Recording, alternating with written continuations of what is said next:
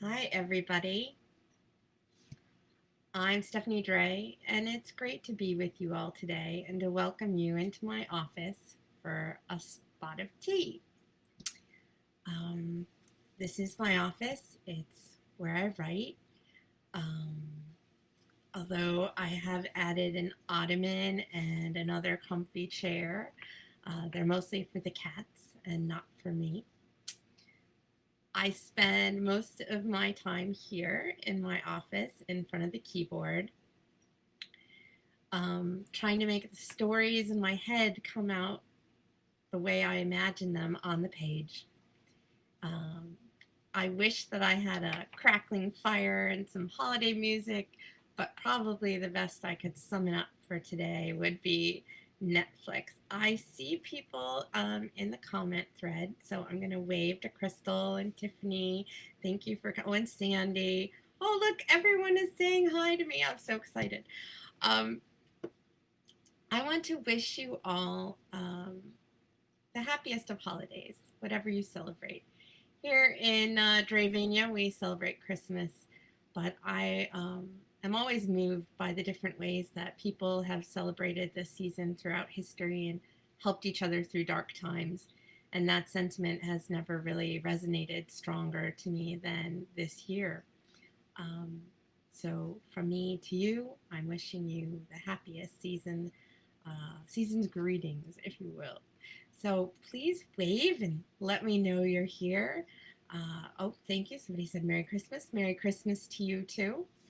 Um, Last year we had a holiday party. This has become sort of an annual tradition that I really enjoy. We talked about a Santa cap last year, Sinterklaas, and Liberty caps, which was sort of a strange nexus of all of my research and books all together. This year, I have a different kind of hat. This one is a fancy elf hat because it seemed more festive. And I feel like this year we all need a little bit more of a laugh and a little more festiveness in our lives. Um, Before I get into the year in review, what I do want to do is to thank you all who have reached out to me this year and shared with me how much you enjoy my books, either on Twitter or Facebook or in messages or telling each other, your friends and your book clubs. This is something that means so much to me as an author because this is a really solitary profession.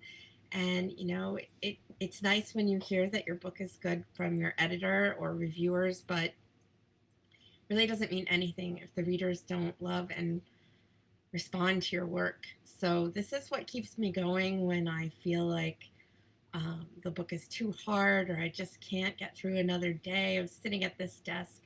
I think of the many warm comments that I have heard from readers over the years. So please know that your comments matter a lot to me, even if I never know exactly how to respond to them. Um, we are going to have fun today, and I'm going to be giving away some prizes at the end of our session and um, answer some questions. If you haven't already, you can you can ask me questions in the comment thread, and I will try to keep track of them. Um, I'm willing to talk about writing or the business of publishing or my books or life in general. We've got a lot to discuss.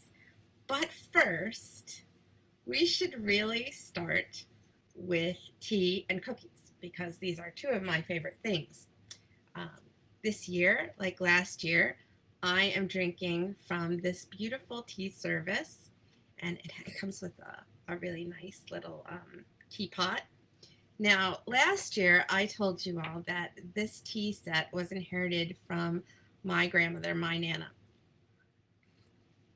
Well, my mother informs me that I am wrong and that it is actually a tea set from my great grandmother, which is possible because my great grandmother, much like me, loves sparkly things.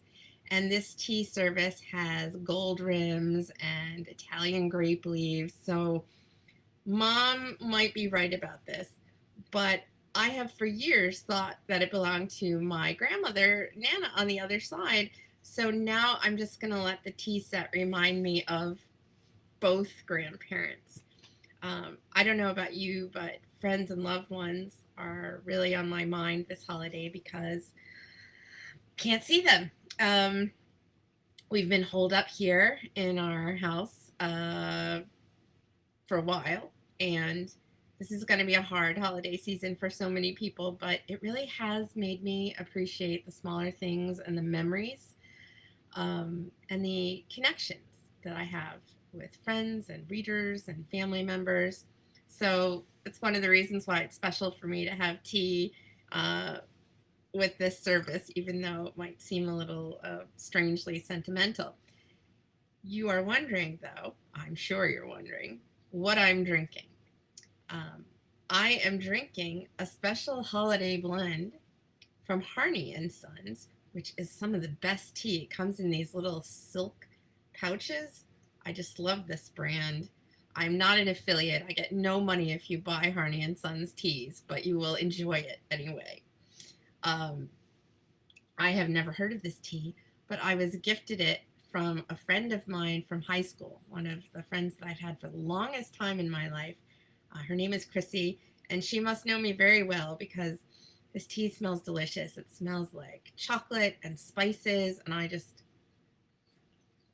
adore it. And now, of course, it's time to talk about cookies. And I love holiday cookies. I love them for a number of reasons. One of the reasons is that I have a dear friend. Her name is Sarah Scott, and she always used to throw a cookie swap.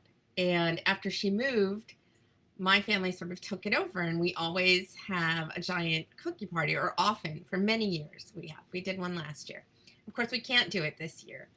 And I did not bake any cookies this year either, but I do have an assortment of cookies, and I will hold this up. I'm not sure if you can see it. Let's see. Okay. It just will not let me. There we go. Okay, so I chose cookies because they were sentimental to me. So for one thing, my sister always bakes shortbread, and I absolutely love shortbread. So I have a Walker shortbread, which is not quite as good as my sister's shortbread, but it reminds me of her since I haven't been able to see her in a really long time. And then I have an almond horn, and if you are a person who's sensitive to gluten, these kinds of cookies are great for that.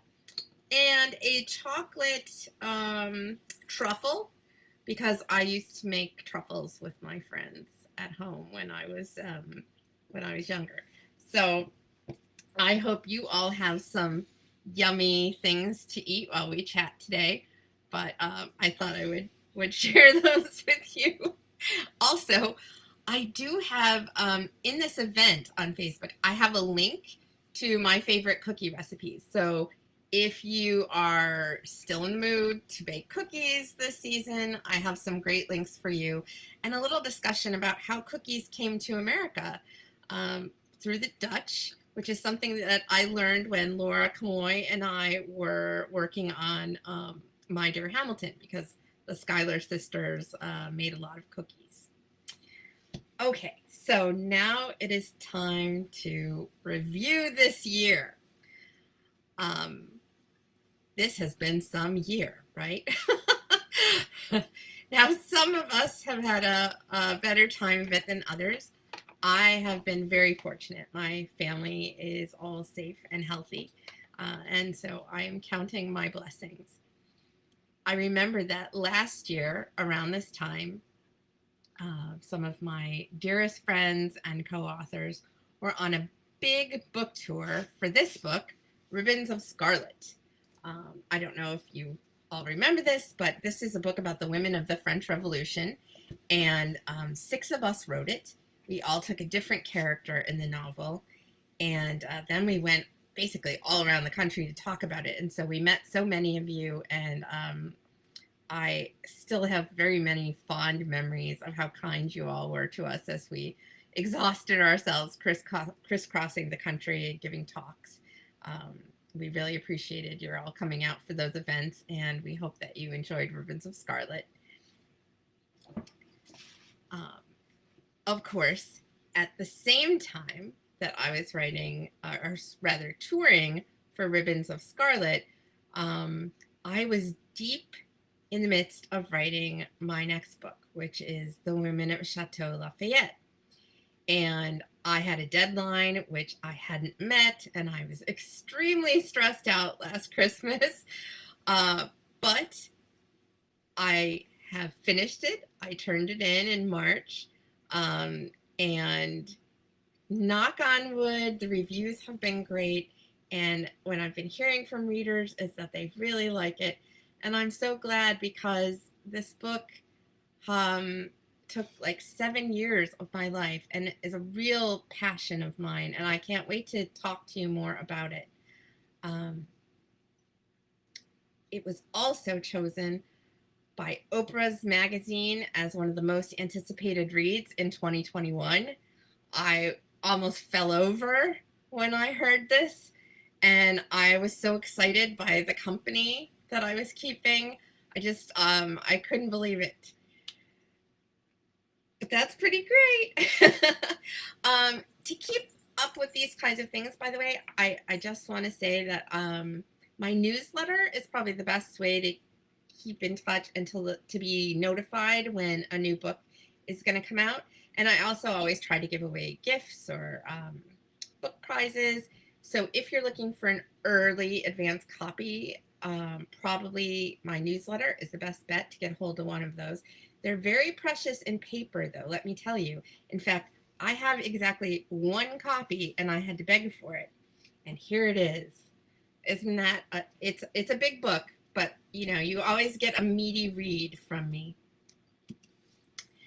So I'm about to move on to questions. And before I get to the questions that were submitted to me earlier, I'm going to try to scroll through here and see what people were asking earlier and if I can answer it. Oh, maybe it doesn't preserve all of the questions. So let's see. I see people saying very nice things to me. I'm waving at you. Okay. All right. I don't see questions right there, but that's okay. I have questions that were already submitted. And then when I'm done, I'll look back and we'll see if anything is still outstanding. Okay. So readers often ask me what the most challenging book is that I have ever written.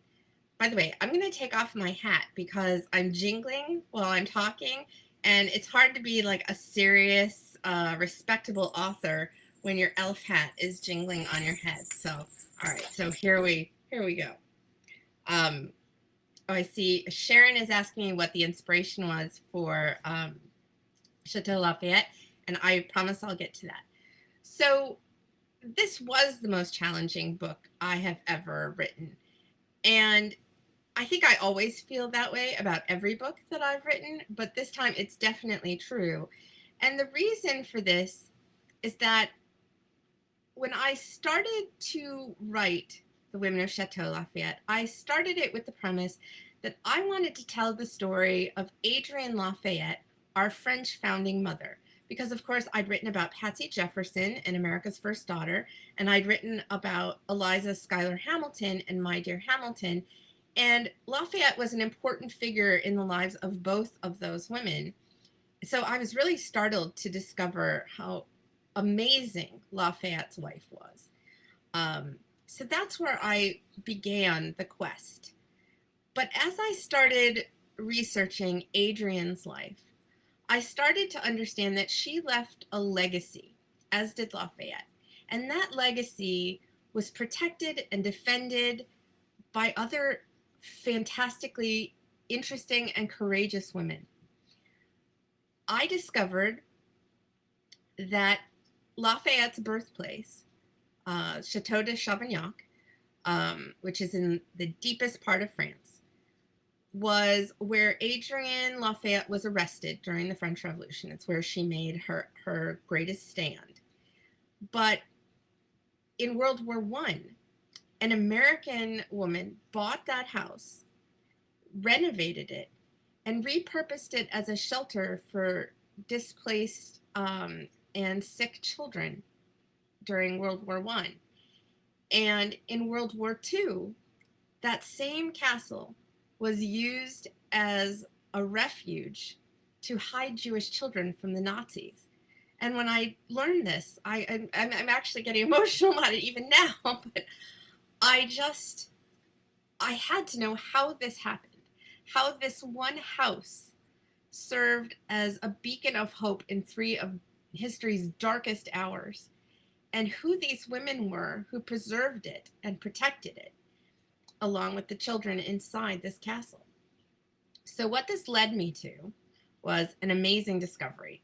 The first discovery was of who bought the house, and that woman was Beatrice Chandler. Now, when I first heard this name, I got so excited because I thought, I know this name. How do I know this name? It sounds familiar to me. And at that moment, I looked up over my desk where I had a bookshelf, and there was a book by Beatrice Chandler. And I thought, what are the chances? Because the book was a biography of Cleopatra's daughter. And for those of you who know me, my very first series was about Cleopatra's daughter. And how could it be that this woman who had written this biography that started my career could have bought this house? I had to know more about her, and I started thinking, oh my gosh, I felt almost like she tapped me on the shoulder, like, you have to tell this story. So I started doing more research, and I did find that the village and the women who lived in the castle during World War II took part in resistance work against the Nazis. Unfortunately, the period of World War II is actually the more mysterious chapter of history of any of the 3. The records have been destroyed. And so even though I know there was a French school teacher who lived at Chavignac who helped forge papers for resistance operations and to hide children, we don't know her name. In fact, we don't know the names of many of the figures who helped during this period. And so I was faced with a real dilemma of which woman to feature, because I didn't want to attribute heroism to someone who was not heroic, or worse, attribute villainy to somebody who was not a villain. So I ended up having to fictionalize the part in World War II a little bit. But it was still all based on real people. So this book became very challenging to me because now I had to write in 3 time periods about 2 real women and then a third woman who had to be a composition of other women because of the mystery involved. So the amount of detective work I had to do for this book before I even got to write a word was outrageous.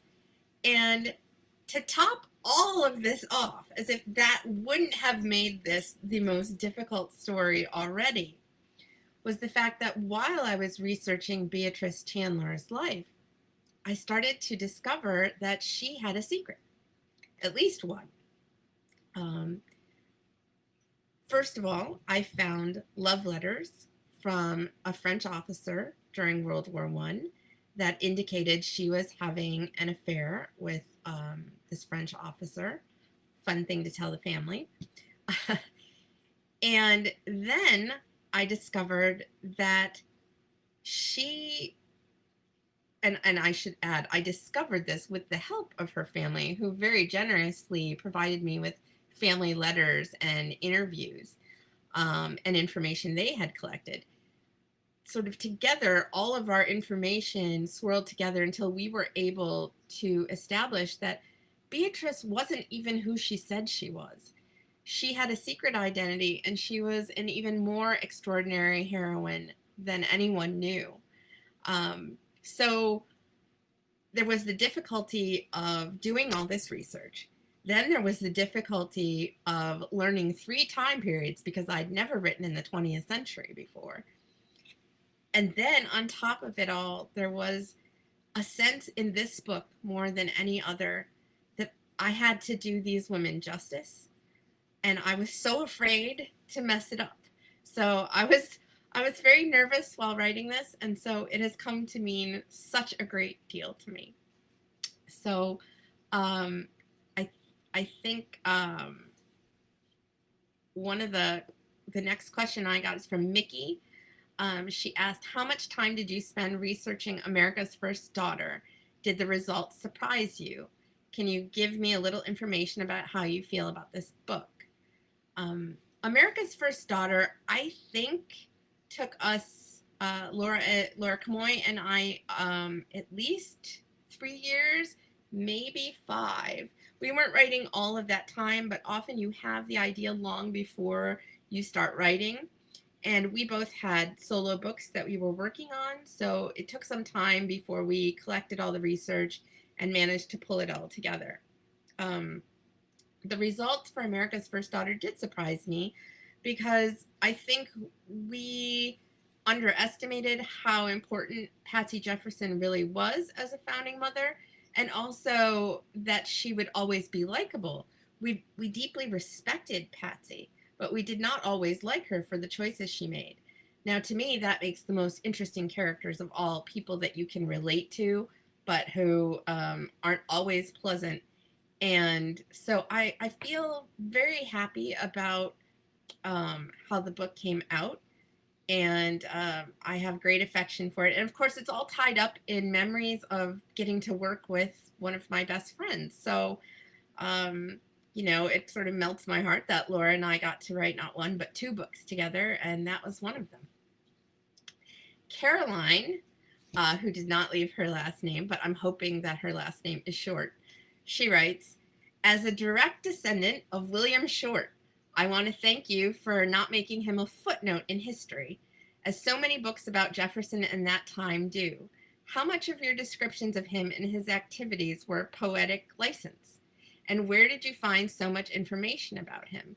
My father has been into our family genealogy for years, yet based on your book, I was able to inform him of the connection to Martha." This comment actually surprised me because I was not aware that William Short had any descendants. I think William Short in America's First Daughter is a character that we couldn't have invented on our own. No one would have believed the incredible connection that he had with Jefferson, or that he had a relationship with Patsy, and that he was an abolitionist, but all those things were true. How intense his relationship with Patsy Jefferson really was, we cannot prove. However, we did find an anonymous letter that was released by Monticello.org that may have been from him because it sort of fits into the time period and the emotions that we imagined he might be feeling. And so that really validated us. Like, we couldn't confirm that he wrote this letter, but if he did, then all of our guesses about their relationship are true. We do know, though, that there was a relationship, in part because Patsy's school friend, Marie, wrote to her that she thought Mr. Short was still in love with her. So it wasn't something that we conjured out of thin air. We just couldn't find all the details. So that's where a historical fiction author has the most fun, because you have to imagine them and sort of extrapolate like a detective what really happened. Karen asks, "Is this book appropriate for a 12-year-old who is obsessed with all things Hamilton?" I think she means My Dear Hamilton. We do get this question a lot from parents because of the play, Hamilton, an American musical. We've got a lot of young people who are obsessed with Hamilton and who want to read our book. I would say that this is really a judgment call. There are no overt love scenes in the book, but of course, this was historically a romance, and it does include a love story, and these are people who were married, and so even though it all fades to black, there's strong sexuality implied.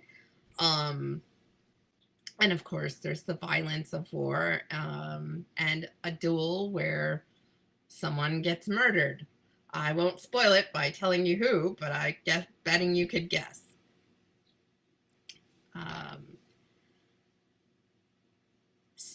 And I should add that although I don't have children, my co-author does, and her daughters are around that age, and they were able to read and enjoy it between about 13 years old. So, okay, Greer asks, I was wondering where you got the idea to write My Dear Hamilton. Well, that I must give the credit there to my co-author, Laura Camoy. We had a list of founding mothers that we wanted to tackle after Patsy Jefferson. We had written a novel about a founding mother of the South, and we were looking for one from the North. And Eliza was on a short list, along with some others that you could guess. And then we were at a writing conference together, and Laura got the opportunity to see the musical before it was a big deal. And after she returned from the musical, she was all abuzz, and she told me about it in the cab ride to our publisher the next day. And by the time we got out of the cab, I had already said, yes, absolutely, I agree. This is our next book. And by lunch that same day, we had worked out a proposal for our publisher, and we sold it shortly thereafter. So it all went very quickly. Maggie asks, I was wondering if you could become friends with or interact with one of the women that you've written about. Which would you choose and why? Oh, gosh. That is a great question. I'm going to say at the moment, if I could be friends with and interact with one of the women that I've written about, I would pick Beatrice Chandler, because as you're about to find out in The Women of Chateau Lafayette, she is hilariously funny. She has so much moxie, and I find her hilarious, and obviously we have the same interests. She loves Cleopatra's Daughter. I love Cleopatra's Daughter. She loves Lafayette. I love Lafayette. So I think we would have a lot to talk about. And I already love her family members. Her grandson has become quite dear to me. So I think we would be wonderful friends. And I think you will love her too when you meet her. My friend Craig asked, why not write biographies instead of historical fiction? Now, this is a question we get a lot. Laura, of course, has written biographies or nonfiction books. I have not. And there's a couple of reasons why. I think to start with, biographies, it's the rare biography that sells a lot of copies. So just in terms of exposure, I feel like I can reach more people by writing historical fiction. Also, historical fiction authors ask questions that biographers tend not to ask. So one of my favorite stories is that when Laura and I visited Monticello and interviewed their historian, one of the questions we asked was how the Jeffersons celebrated Christmas. She was, of course, very knowledgeable about Jefferson's political beliefs and all things Monticello, but she said no one had asked before how they celebrated Christmas or if they did. And about a year later, Monticello put up a wonderful page recounting all the ways that the Jeffersons celebrated Christmas. And Laura and I like to believe that we prompted that. And we feel really great about that because it's sort of a daily life question that a biographer doesn't necessarily ask. So there is an opportunity for historical fiction writers to contribute to the historical record that I really enjoy. And then, of course, it's an art form. I love the art of writing historical fiction. Biographers kind of have to pick a side they don't pick a side. They have to stay neutral when there are controversies of history and sort of tell you what the evidence is on both sides. But as a historical novelist, you can pick a side for your novel, what is true, and you support it with your story. And it's sort of a what if exercise. So I love to do that. And this is where the author's note comes in very handy. I always have one for my books where I tell what's true, what we made up, where we had to fill in gaps, why we made certain decisions we made, why we think certain things are true. And that's actually one of my favorite things to write is the author's note. So I'm told by readers that they love the author's notes too. So that works out well for me. Elizabeth Bell asked, what was the original seed for the Women of Chateau Lafayette? Did you begin with Adrian? Yes, so I think I covered that earlier, where I started with Adrian and then I discovered the other women. Lynn Melhut, I think I said that right. How do you choose a historical period to write about, and what time period will you bring us to next? I'm going to come back to that question. But let me look now in the comments and see if I can find, because I know some people had asked. Okay, so Matt Phillips, for example, asked, who is your favorite unsung heroine of the Revolutionary War who doesn't have a famous last name? Oh, that's rough. I think, though, I'm pretty fond of Lucy Knox. I'm not sure. I mean, she has a famous last name for folks like me and Matt who really love the American Revolution, but I don't think she's a household name. I think she's a lot of fun and very interesting. And maybe I might write about her one day, but she was the wife of Henry Knox, who is our only founding father who was a bookshop owner. So I have a special place in my heart for him, of course. I love booksellers. And he became an artillerist and a great general because I guess he absorbed everything he read. So you gotta love a hero like that. And Lucy did. Lucy Knox, she was wealthy and she fell in love with this bookshop owner, and she defied her parents and married him. And so I think she had a lot of spirit, and I enjoy that. Let me see what other questions I saw on the scroll. Can you see I need my glasses? Let's see. That's a little bit better. Uh-oh, okay, so they don't show me the back scroll. So Sherry Brown says, if you could be one of your characters for 1 week, who would you choose? That is a rough question, because although I love writing about history, I don't think I would love to live in history. For example, I think indoor plumbing is the hallmark of civilization, and I would like very badly not to live in a time that doesn't have indoor plumbing, bathing on the regular, modern medicine, vaccines. So, so I guess I'm going to pick the most modern heroine. And that would be, oh gosh. Well, I'm going to say Beatrice, because Beatrice also had a lot of money, so she was well traveled and well taken care of. So that's my answer. Taylor Hicks Gardner asks, what has been my favorite historical fiction book this year? That is so tough, because I have the opportunity often to read advanced review copies of books from other authors. And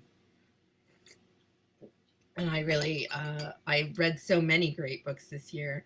I'm going to tell you about 2 of them that immediately come to mind. The first is a book that's already out, so you could buy it right now. And that is The Flight Portfolio by Julie Oranger. I loved this book. It has really stood out in my memory. It was beautifully written. And one of the few books that I've read this year that made me so angry because I was jealous. I was really jealous of Julie Oranger's talent. Her prose is amazing. So I highly recommend that. The other book I'm going to mention makes me jealous as well, and that is by my very dear friend Kate Quinn. You can only pre-order it because it's coming out in March, the same month as mine, but it's called The Rose Code, and it made me ugly cry on my couch, and I yelled at her for that, but I absolutely adored it. It's about the women of Bletchley Park, and I think you'll adore it too. Okay, I saw, what do you want readers to take away from your novels, says Carol Kane. I think the best thing that I would want readers to take away from my novels is that women have always been a giant part of history. They have made contributions that have gone unrecognized. But most of all, that ordinary people can make a real difference in the turning points of history. It's hard for us to think that way because we often feel helpless and we often feel overwhelmed by the historical events that we're living through. And I often take strength from the generations that have come before us. And I think to myself, when I'm having a rough time, like, oh, I can't see my family for Christmas this year because I have an elderly father who is suffering from post-polio syndrome, and he's very vulnerable, and so I can't expose him. When I think about that and I get upset, I try to remember how much worse the privations have been in the past. I think about World War II, how families had their boys ship off to war. They didn't have Christmas together for years. How families were separated, and worse. So I would like readers to take from my novels a sense of perspective, both about how much strength we're really capable of, about how much good we're capable of, and how much bad we've been capable of, but to come away with it with a sense of courage and hope. That would really delight me to know that. So thank you for that question, Carol. That was a good one.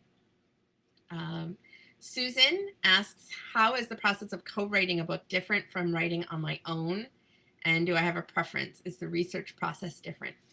It is not different. The research is the same. I love both. I love working with other authors because writing by myself can be super lonely. And when I write with other authors, I learn so much. I learn a great deal from Laura, for example. She has talents that I don't. We have complementary strengths. And every time I do a collaborative project, I come away with it with new skills. And so that's fantastic. And I have a lot of fun that way. And also because when you're writing a book about history, no one in your life is going to be as excited about the details as your co-author. My husband can only take so many trivia comments from me about whatever I have discovered. But when I'm working with Laura or Kate or Eliza Knight, they get excited about all the minutia as well. So that's a lot of fun. The part about writing on my own, of course, what I like about that is I get to do everything my own way. I don't have to negotiate with anybody else. And so sometimes the diva in me does prefer that. But I really do miss writing with Laura. So we're going to try to get another book out later together. Sharon Carlson Person asks, do you get to pick your book covers? I don't, unless I have self-published something like Day of Fire is a book that I published with some fellow authors, and we did pick the cover for that. But the books that have come out from Berkeley and William Morrow, the publisher chooses those covers. And fortunately, I now get a little bit more input than I used to. It used to be they would just show me a picture and it was like, take it or leave it. That's how it is. So sometimes I get to say things like, I don't like that font. Um, or I don't like the positioning of the picture or what have you. But ultimately, the choice is not mine. I just get to tinker at the edges. But I've been lucky lately with some good covers, I think. Janelle asks, if you didn't write historical fiction, what other genre would you like to explore? I love speculative fiction, so I think fantasy would be a lot of fun. I'd like to write mystery. I'd like to write everything. I always want to experiment, but historical fiction is a jealous mistress, so there's really only so much that I can do. Um, Debbie asked me if I could repeat the title again and hold the book up. I think she means The Women of Chateau Lafayette, so here it is. And I think there's a link somewhere to buy it in the event. And in any case, if you're on my newsletter, I promise you, you'll have links for it. Mindy asks, what state do I live in? I live in the great state of Maryland, the Old Line state. We helped contribute to the Revolutionary War, so I'm very proud of that. Let's see. I see people being very excited about Kate Quinn's book. Yes, you should be. Let me see if there are more questions. I think we might be winding down with questions. Oh, no. Oh, my gosh. We have a celebrity amongst us. We have Beatrice's grandson, Bill Chandler, in the comments. And I just want to say thank you for helping with the Women of Chateau Lafayette. Our work together was really the highlight of the project.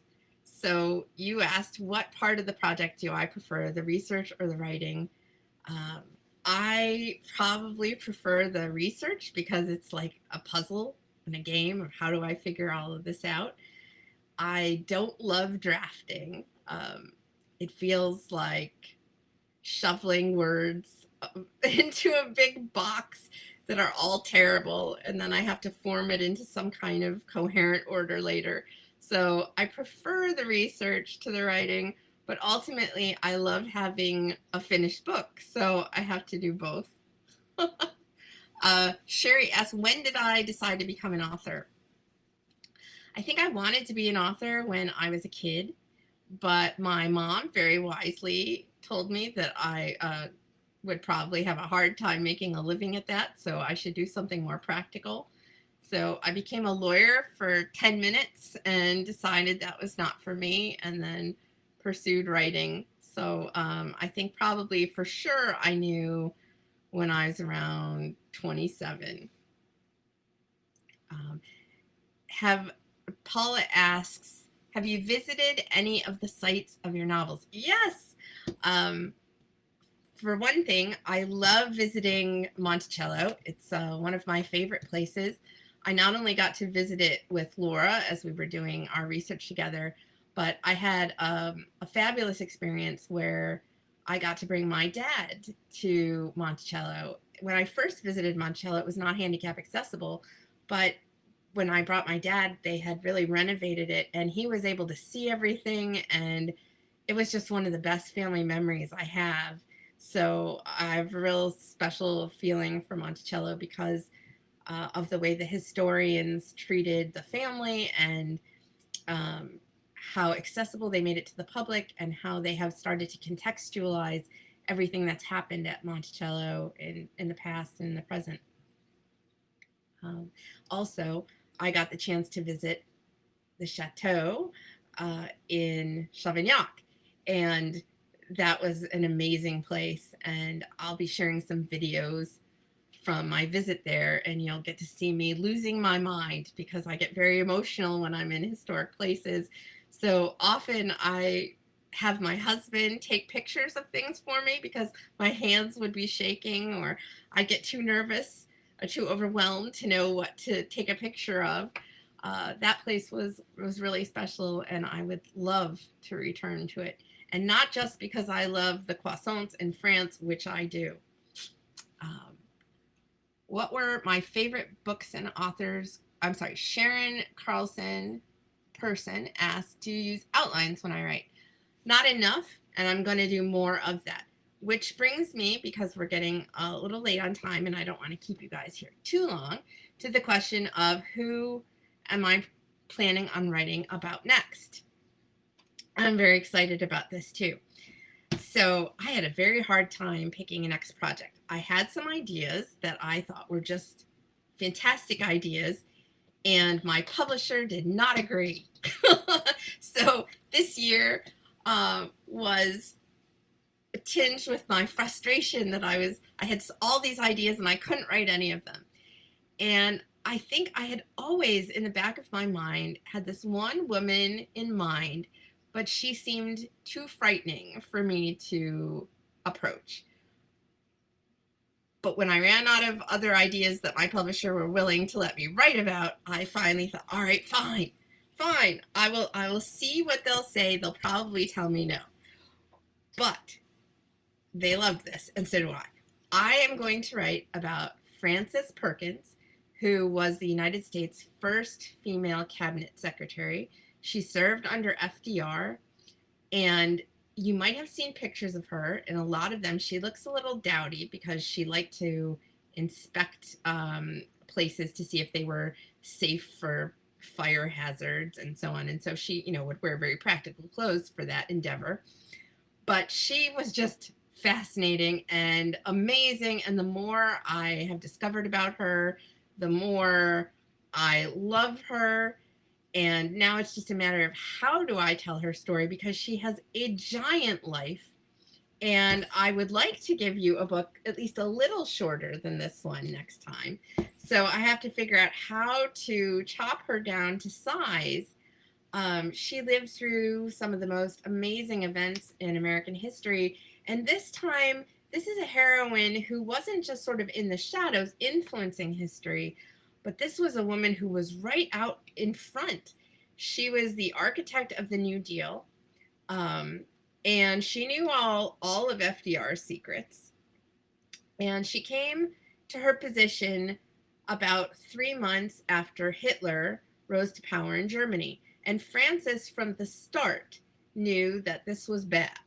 And she was one of the only Americans in government who, at that time, was trying to help admit Jewish refugees into the United States, because she believed that they were in danger in Germany even before Germany started invading other countries, and I guess the Holocaust officially began. So Frances was fighting the good fight from the start, and she got a lot of trouble for it. In fact, in addition to being being our first female cabinet secretary, she also faced an impeachment because she was trying to do this work to help Jews fleeing Nazi Germany, and so her work with immigration. So I want to make sure that I cover, how fabulous she was and how much she influenced this nation. But I don't want it to be a dry book about policy either, because nobody wants to read that. We want to read all the juicy stuff about her life, right? And she had a very tumultuous marriage, a possible extramarital affair. She had to deal with FDR, who in some ways was the love of her life, even though it wasn't in a romantic sense of the word. They had an incredible working relationship. And even though she thought he was a great president, she was very clear-eyed about his flaws. So this is going to be a lot of fun to write about.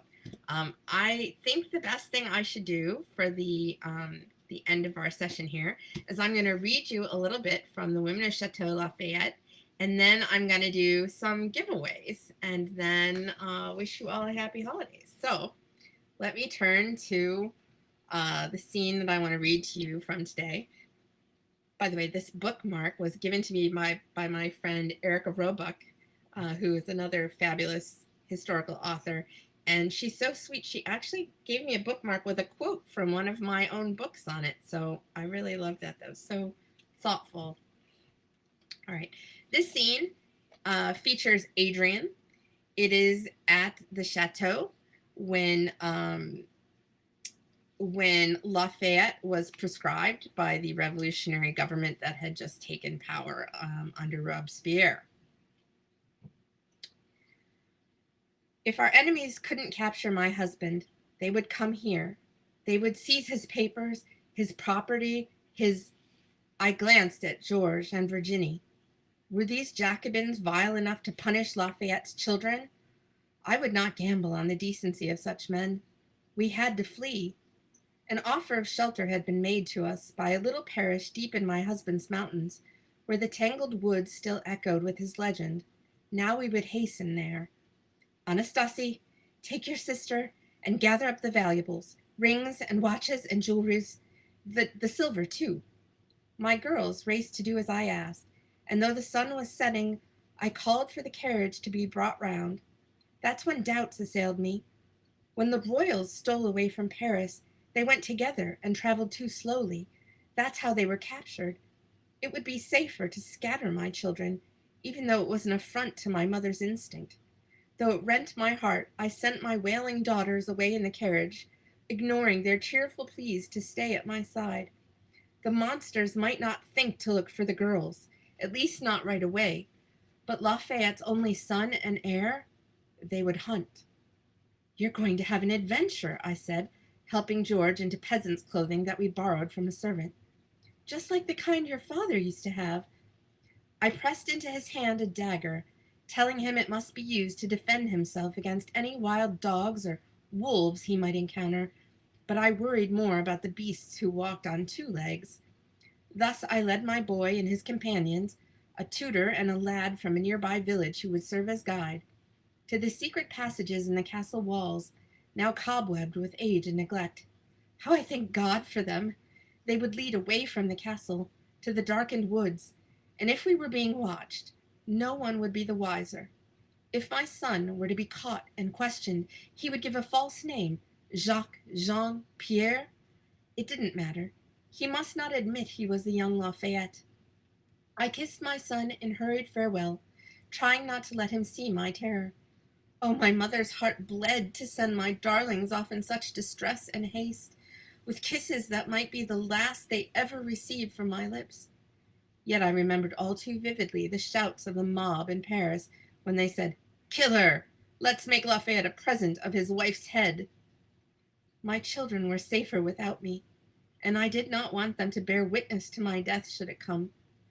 With my children dispatched, all that remained was for me to steal away with Aunt Charlotte. I planned to flee deeper into the mountains, where the Protestants who lived there might remember us favorably as champions of religious freedom. If not to them, then I would flee into the wilds near Montmartre. In trying to decide, I went to my husband's treasure room, grabbing up George Washington's dueling pistols and personal tokens. I even took down my husband's swords of honor from their case on the wall. I should have sent these with George, I thought, as my fingertips slipped over the gold hilt of the one from America, a gift from a new nation. I wished to stand and fight, wielding it in protection of everything and everyone I loved. Alas, I was no soldier. Heartsick, I went to fetch Aunt Charlotte. I nearly got her over the threshold and into the evening air when she stopped. No, I will not be rousted from my home by brigands. Then you may well be burned out of it. She tightened her lips. I am a Lafayette. I was born here and I will die here. Was I less a Lafayette than she was? I remembered my husband's words. Chavignac is for me a temple which gathers the sacred objects of my heart. You are the lady of my dream castle. May you guard each other well. I had no cannon or army. I didn't know how to guard this place. Still, now I realized I couldn't abandon it. So as the sun finally set in scarlet splendor over the mountain peaks, I sat sweating by a blazing fire in August, burning papers our enemies might twist to their purposes. Invitations and calling cards might lead to our friends, so they went into the fire. Letters, too. I worked feverishly to erase intimacies I could bear for no one to abuse. Watching it burn, I felt like some kind of death, but there was no choice but to entrust these memories to God. What I couldn't burn, I hid. I stashed papers behind loose stones. I broke into the old dungeon. I hid everything I could there in the house, except for the swords. Whatever should come to pass, I resolved not to let these swords fall into the hands of the desecrators of our revolution. Thus, outside in the moonlight, I went, kneeling in the dew of the rose garden. These swords, like Chavignac, were only symbols. A symbol was nothing, and yet everything. Thus, with the moon as my witness, I dug with my bare hands into the cold earth. I hid the blades deep in volcanic soil that served to remind me that the precious things we bury, like fire in the heart of the world, must one day rise up again, and that our voices would not be silenced forever, but echo through the ages for those who are willing to listen. And I thank you all for listening. I'm gonna pick some prize winners now. Thank you so much for all your questions. I'm just gonna sort of randomly, I'm closing my eyes, whatever my cursor lands on.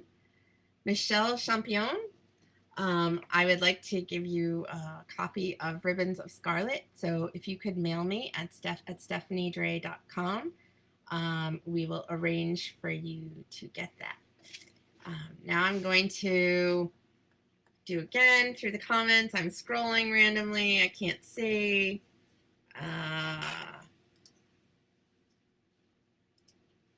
And I landed on Debbie Cooperman Stone. Debbie, I am going to give you a copy of My Dear Hamilton. If you already have it, by the way, we can arrange for one of my other books for you to get. But let's just say for now that this is your book. And you can write me at stephaniedray.com and we will arrange for you to get it. Okay, one more. I'm scrolling through the comments, wherever the arrow lands. Christine Coburn, about America's First Daughter. And if you already have it, I can still send it to you. You can give it to a friend. Or you can pick something else in my backlist, and I'd be happy to give that to you. So one last thing. As I said, I only have this one paper copy, and so I can't give it away because I need it for all the events that I have to do for the release. But I can give out a NetGalley account, maybe. So what I'm going to do is I'm going to choose someone to give this to, one of the commenters, and even if I have to wait until March, I will give you a copy of the book. Okay, so we'll arrange it that way. All right, so closing my eyes. See, this is why I need my assistant to help pick a commenter. Carol Kane. Okay. You should also email me, steph@stephaniedray.com. And that's it. I think we have filled the whole hour. So I'm so grateful for all of you for coming. I worried that no one would come. So, so I feel really excited and delighted to see you all. And I want to wish you the happiest of holidays and warmth and joy and gratitude for all the small blessings that we still enjoy. So thank you so much, and have a great time. Mwah, mwah. Thank you for coming. Bye-bye.